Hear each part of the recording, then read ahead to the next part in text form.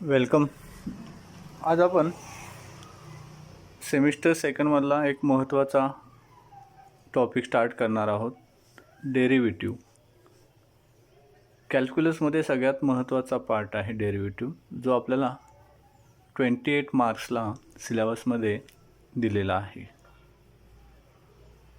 Actually derivative म्हणजे काय किंवा डेरिव्हेटिव्हचा यूज कशा पद्धतीने करतात. डेरिव्हेटिव्ह ही एक सिंपल कन्सेप्ट आहे, जिचा यूज आपण बऱ्याच वेळेला किंवा आपल्या रिअल लाईफमध्ये नेहमी आपण करतो. ॲक्च्युली डेरिव्हेटिव्हलाच आपण रेट ऑफ चेंज म्हणतो. काय म्हणतो? Rate of change. Rate of change म्हणजेच काय? Rate of change. Rate of change जसं प्राईज, किंमत, एखाद्या वस्तूची किंमत जी असते यालाच आपण रेट किंवा यालाच काय म्हणतो आपण? रेट ऑफ चेंज किंवा त्यालाच आपण काय म्हणणार आहोत? Derivative. Speed of vehicle. Speed of vehicle म्हणजे सुद्धा आपण काय म्हणतो? डेरिव्हेटिव्ह किंवा रेट ऑफ चेंज. बघा, या पद्धतीनं डेरिव्हेटिव्हचे आपल्याला डेफिनेशन किंवा एक्झाम्पल्स बरीच डिफाईन करता येतील. सिंपल डेफिनेशन आपण डेरिव्हेटिव्हची काय करतो? तर derivative is nothing but rate of change. For example, price of quantity, speed of vehicle and so on. आता ॲक्च्युली आपण प्राईस डिफाईन कशी केलेली असते, प्राईस काढतो कशी किंवा स्पीड कसं काढतो? बघा, एखादा पार्टिकल ए या पोझिशनला असेल आणि तो बी या पोझिशनला ट्रॅव्हल होऊन काय केलेलं असेल, त्याची पोझिशन चेंज झालेली असेल. आता त्यासाठी आपण काय करतो? इथं टाईम सुरुवातीला 0 आहे असं कन्सिडर करतो. बरोबर आहे का? या पार्टिकलची डिस्प्लेसमेंट इनिशियल पोझिशनला ऑलवेज काय करतो आपण? 0. S is equal to 0. तर तो पार्टिकल जेव्हा या पोझिशनपासून मूव्ह होतो अप टू बी या पोझिशनला, त्याला टाईम काहीतरी चेंज होतो. जिथं 0चा इथं यायला काहीतरी वेळ लागला त्याला आपण T1 म्हणतो.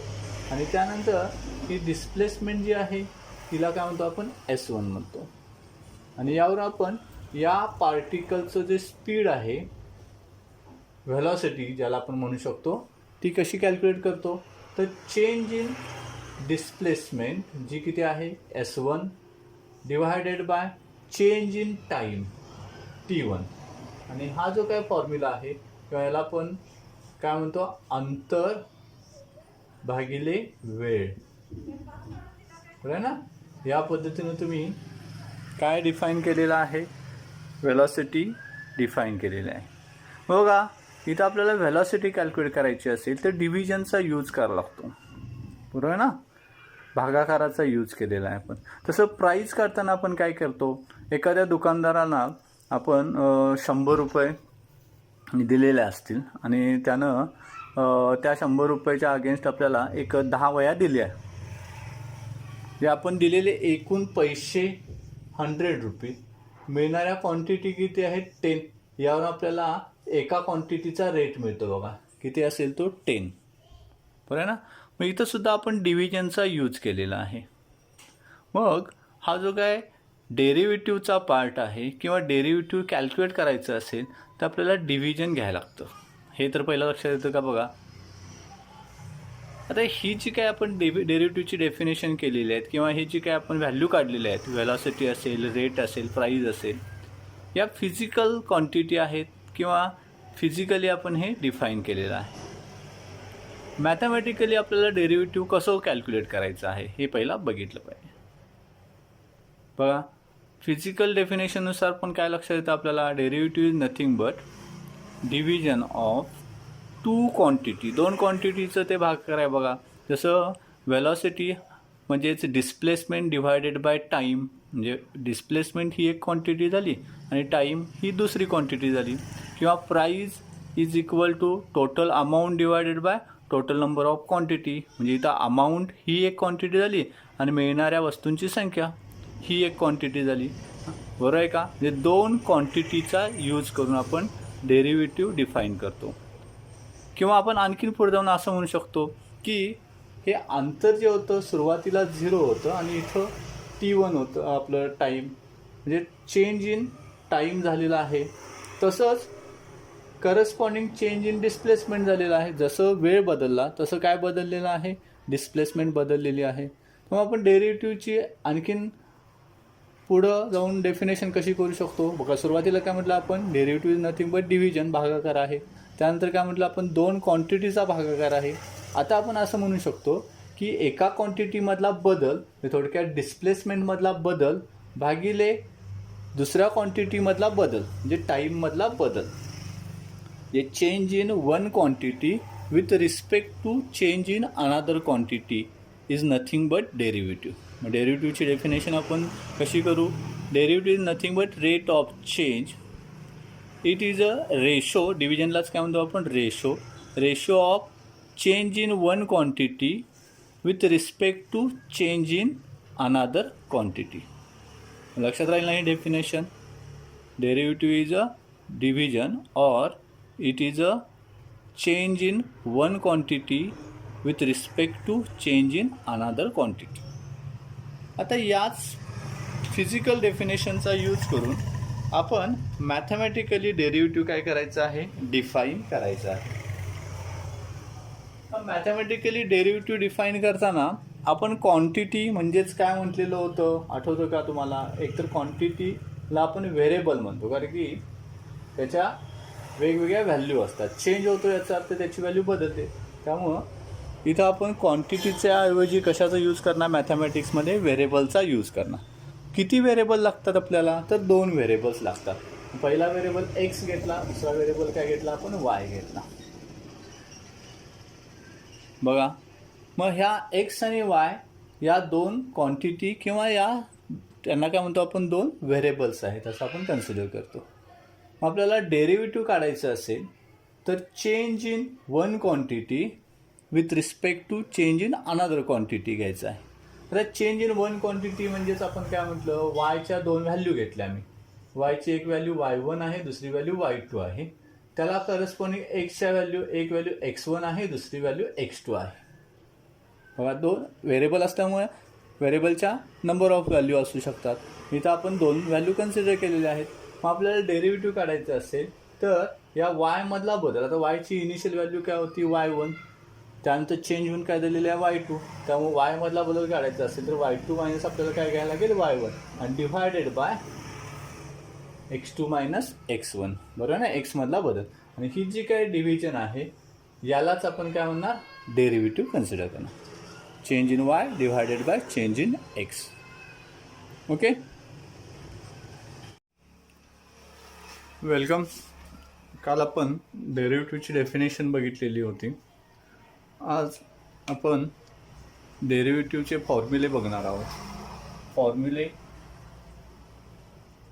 Of derivative. आता ॲक्च्युली आपल्याला डेरिव्हेटिव्हचे फॉर्म्युले पार्ट असणं हे गरजेचं आहे. जर डेरिव्हेटिव्हचे फॉर्म्युले पार्ट असतील तरच आपल्याला डेरिव्हेटिव्हची एक्झाम्पल्स काय करता येतील, सॉल्व करता येतील. तर हे डेरिव्हेटिव्हचे फॉर्म्युले म्हणजेच काय, तर जे आपले स्टँडर्ड फॉर्म ऑफ फंक्शन्स आहेत, हा जो एफ ऑफ एक्स आहे त्याला आपण फंक्शन ऑफ एक्स म्हणतो.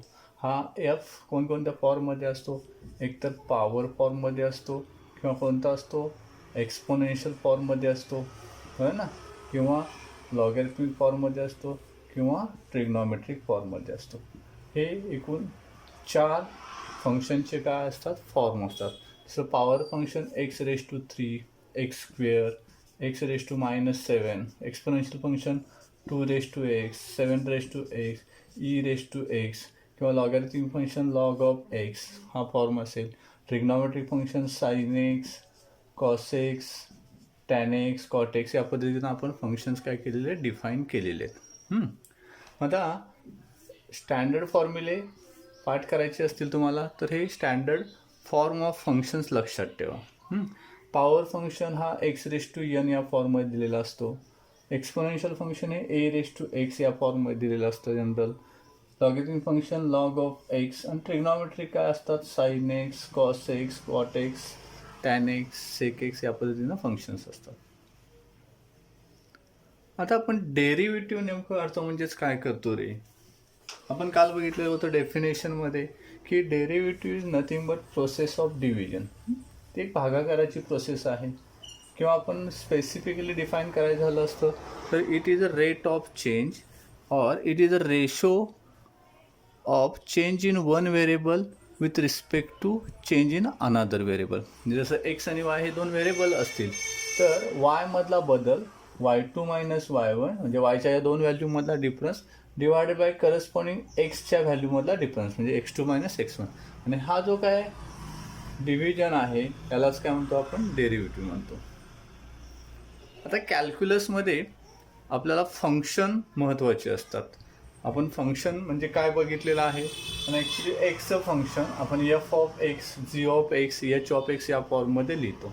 जेव्हा मी एफ ऑफ एक्स हे फंक्शन लिहिलेलं आहे त्यावेळेला इथं एक्स हा व्हेरिएबल आहे आणि एफ आता मग आपण डिस्कस केलं त्यापैकी कुठला पण एक फंक्शनचा काय असेल फॉर्म असेल. आता या फंक्शनचं डेरिव्हेटिव्ह आपण D by D x of F of X या पद्धतीनं लिहितो. आता डेरिव्हेटिव्हमध्ये ॲक्च्युली चेंज होतो. लक्षात ठेवा derivative nothing but rate of change किंवा चेंज म्हणजे जे काही दिलेलं फंक्शन आहे याच्यावर जेव्हा डेरिव्हेटिव्ह ऑपरेट केला जातो त्याला याच्यात चेंज होतो आणि तो चेंज आपण एफ डॅश एक्स या पद्धतीनं लिहितो. आणि हा जो काय फॉर्म आहे यालाच आपण डेरिव्हेटिव्ह ऑफ फंक्शन म्हणतो किंवा फॉर्म्युला आपण म्हणू शकतो. एफ ऑफ एक्सचं डेरिव्हेटिव्ह हे एफ डॅश एक्स असतं. किंवा एखाद्या फंक्शनचं आपण डेरिव्हेटिव्ह घेतलं की त्याच्यामध्ये काहीतरी चेंज होतो आणि तो चेंज आपण जसं एफ ऑफ एक्सचं डेरिव्हेटिव्ह कसं लिहिलेलं आहे एफ डॅश एक्स. तसं जर जी ऑफ एक्स असेल तर याचं डेरिव्हेटिव्ह हे जी डॅश एक्स असणार. काय असणार जी डॅश एक्स. त्याच्यात काहीतरी चेंज होतो म्हणून आपण ते कसं लिहिलेलं आहे जी डॅश एक्स. लक्षात येतं का.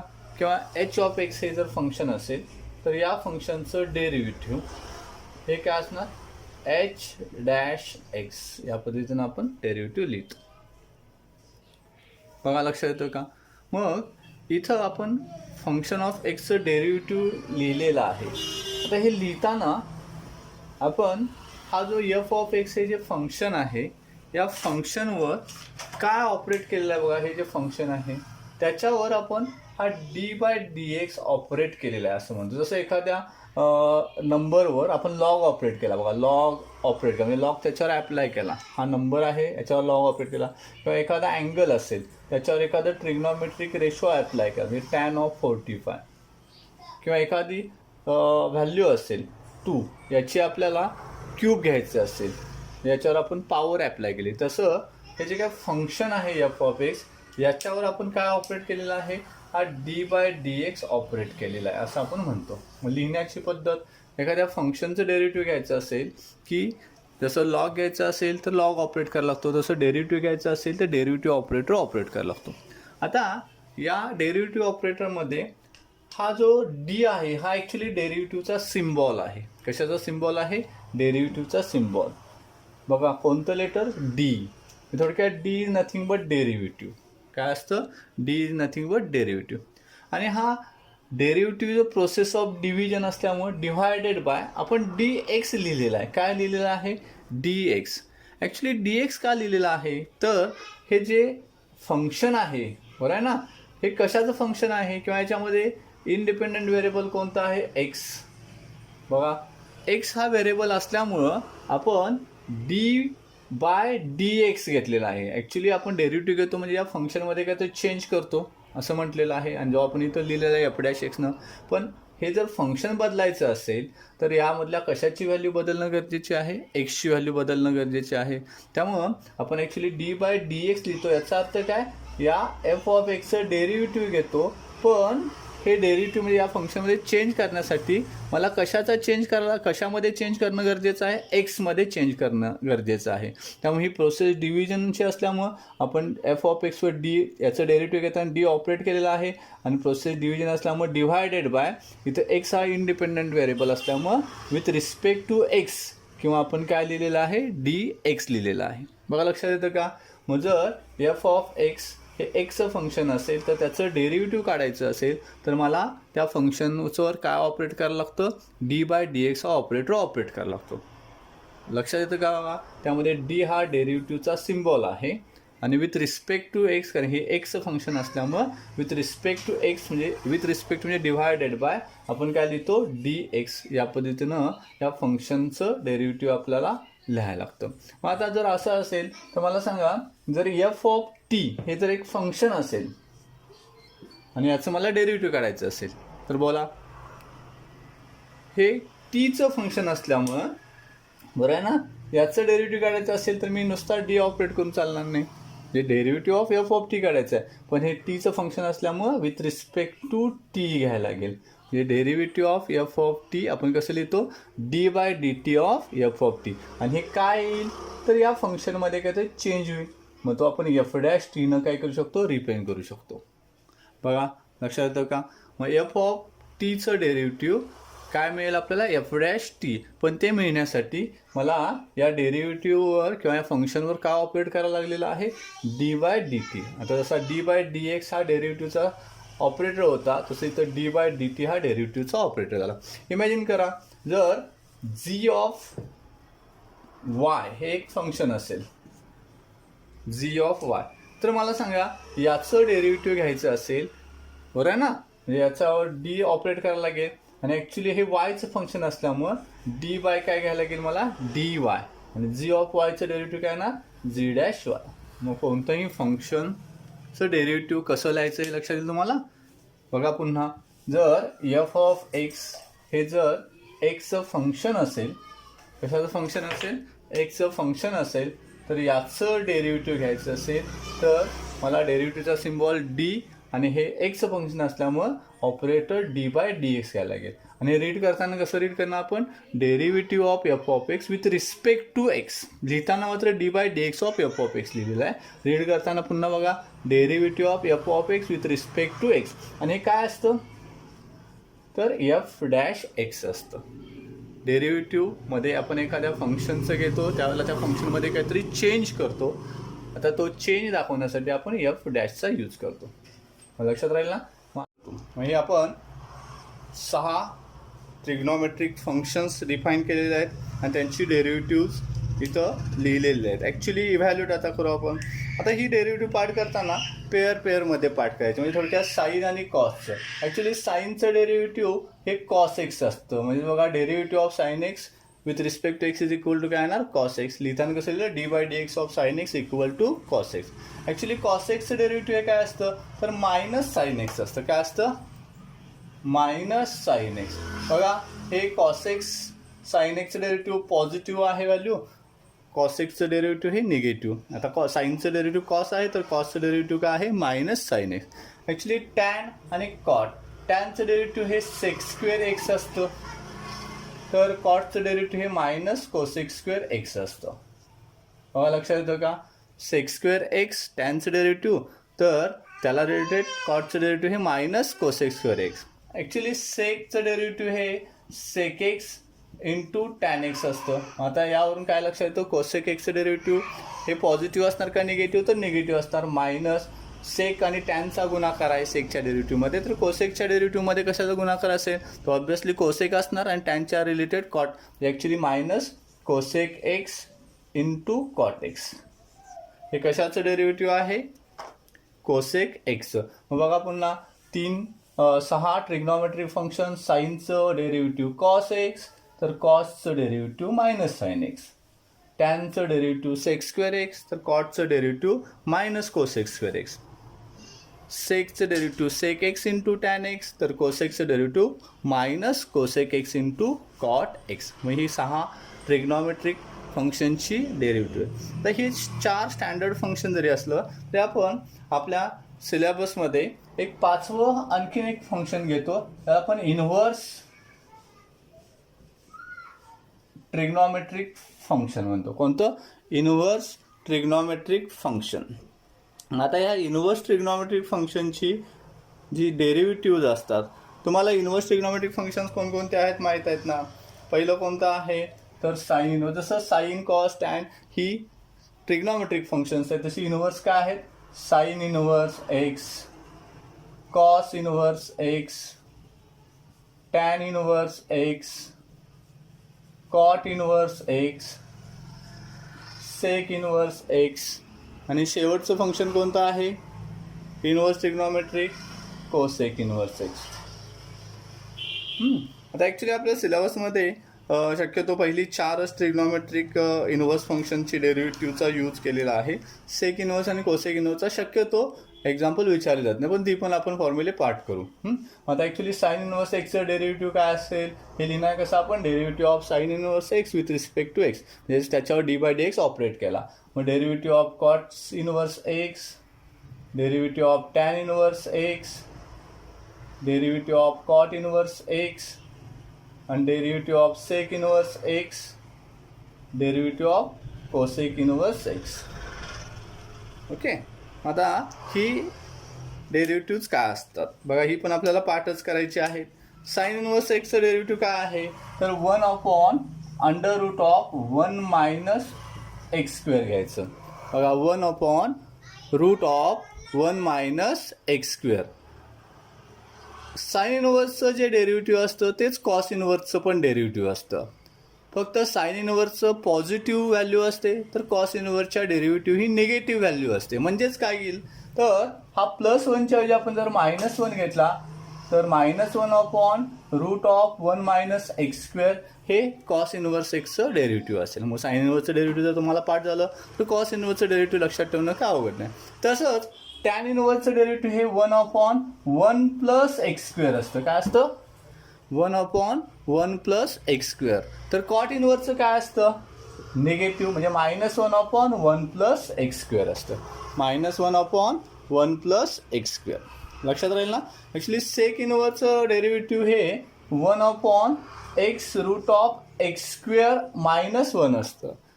1/(x × (x²- 1). तर कोसेक इन्व्हर्सचं हे -1/(x√(x²- 1) आहे.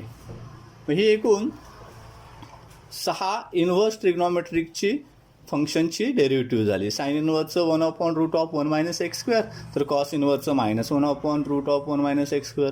टॅन इन्व्हर्स एक्सचं डेरिव्हेटिव्ह 1/1 प्लस x², तर कॉट इन्व्हर्स एक्सची डेरिव्हेटिव्ह -1/1 प्लस x².